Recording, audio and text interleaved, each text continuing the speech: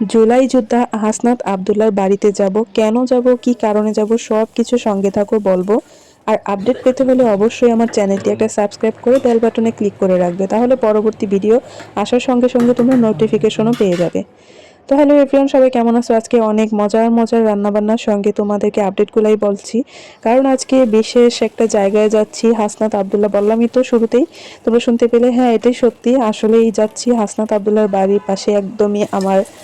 আচ্ছা, এটা সিক্রেট রাখি, তোমরা ভিডিওটা লাস্ট পর্যন্ত দেখবে। আর আগামীকালকে আমি ফাইনাল ভিডিওটা দিব। একটু লেট হইতে পারে, কারণ আমি যেতে যেতে যতটা টাইম লাগবে, তোমরা যদি আল্লাহ আমাকে বাঁচিয়ে রাখে অবশ্যই আপডেট জানতে পারবে।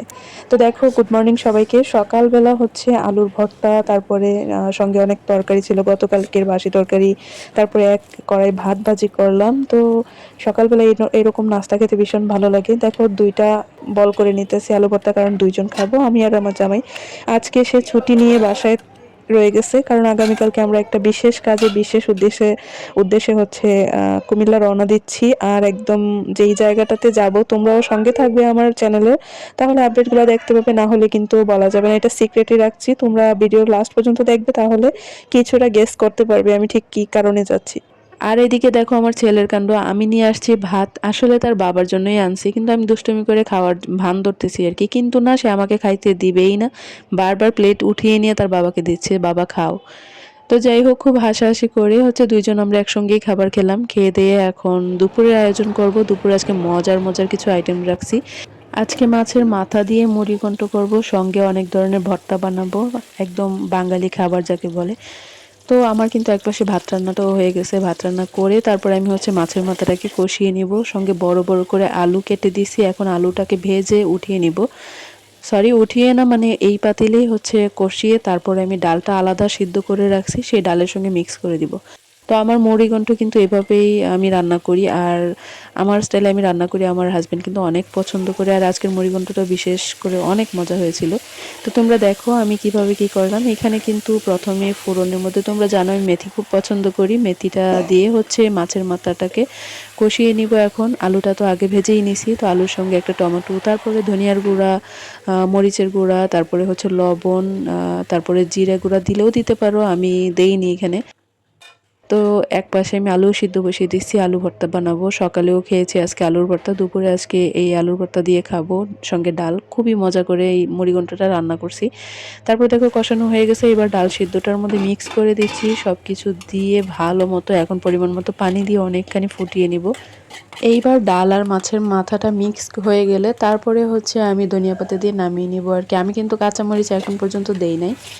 তো সঙ্গে থাকো, আমার রেসিপিটি যদি ফলো করে কেউ রান্না করো অবশ্যই হচ্ছে মজা হবে। আর এমনিতেও মাছের মাথা তো মজা, কারণ মগজ থাকে, এটা যখন বের হয়ে আসে তখন রান্নাটা এমনিতেই অনেক মজা হয়। যাই হোক, এখন কাঁচামরিচ দিয়ে আরেকটু তারপর হচ্ছে ঢেকে দিলাম। দেখো বলক চলে আসছে, এই পর্যায়ে হচ্ছে আমি কিছু ধনিয়া পাতা দিয়ে দিছি। এবার আর কিছুই দিব না, শুধু রান্নাটার জন্য অপেক্ষা করছি কখন শেষ হবে আর ভাত খাবো। দেখো রান্নাটা কিন্তু প্রায় শেষের দিকে। এক পাশে রেখে হচ্ছে অন্য পাশে আমি কিছু মরিচ ভেজে নেব, সঙ্গে একটু পেঁয়াজ দিয়ে দিলাম। এটা আলু ভর্তাটা করব তাই। তো এখন আলু ভর্তাটা চটকে হচ্ছে বানিয়ে নিলাম।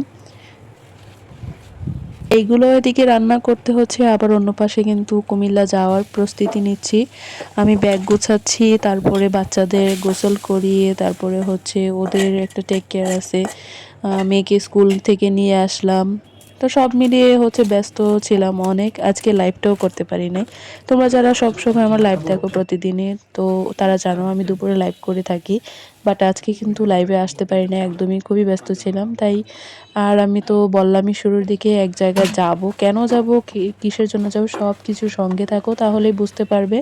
এখন রান্নার পরে হচ্ছে মেইন কাজ আমার, আমি প্রতিদিন এইগুলা করি, তারপর তেল চিটচিটে হয়ে আশপাশটা একদম নোংরা হয়ে যায়। তো দেখো ক্লিন করে নিলাম। এগুলা করতেও কিন্তু অনেক টাইম লাগে। দেখো ক্লিন হয়ে গেছে। এখন আমার জামাইয়ের প্রস্তুতি দেখো। তোমরা নিশ্চয়ই ভাবছো একটা খাসি না তো গরু জবাই হবে, কিছুই হবে না। দেখো এইগুলা সে কাটবে, তার জন্য এত প্রস্তুতি। যাই হোক, আমার রান্না বান্না এই ছিল। দেখো ডালটা রান্না করে নিছি, ভর্তা বানিয়ে নিছি, তারপরে হচ্ছে সঙ্গে ওই তো অল্প স্বল্প তরকারি ছিল গতকালকে, আর একটা ভর্তা করে নিছি। সঙ্গে কিন্তু আমার জামাইয়ের স্পেশাল সালাদটা ছিল। তো যাই হোক, এখন দেখো ব্যাগপত্র গুছিয়ে কোথায় যাচ্ছি। এই ব্যাপারটা কিন্তু আমি সিক্রেট রাখবো, কারণ আগামীকাল পর্যন্ত তোমাদেরকে একটু ওয়েট করতেই হবে। এই তো ব্যাগপত্র গোছাচ্ছি, তারপরে হচ্ছে সকালেই রওনা দিয়ে দিব। আগামীকালকেই তোমরা বুঝতে পারবে আমি আসলে হাসনাত আব্দুল্লাহর বাড়িতে কেন গিয়েছি।